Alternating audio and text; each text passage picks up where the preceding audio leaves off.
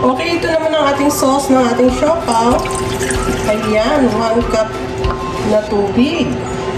Mayroon tayong 2 tablespoon vinegar. Okay, 3 tablespoon soy sauce. 1/2 cup brown sugar. Plus 2 tablespoon brown sugar. Tayong star anise. And 1/2 teaspoon black pepper. Tapos garlic.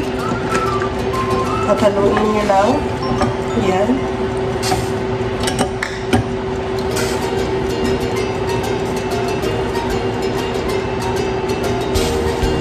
Okay, dagdagan natin ng 1 tablespoon oyster sauce.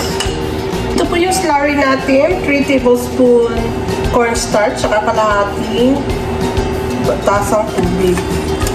Ilagay lang po natin dito sa ating kumukulong tubig at haluin ng konti-konti. Ayan.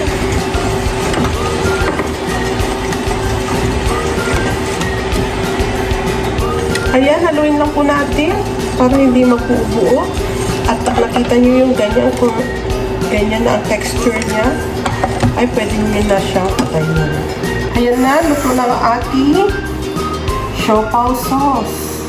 Ang sarap, ang bango.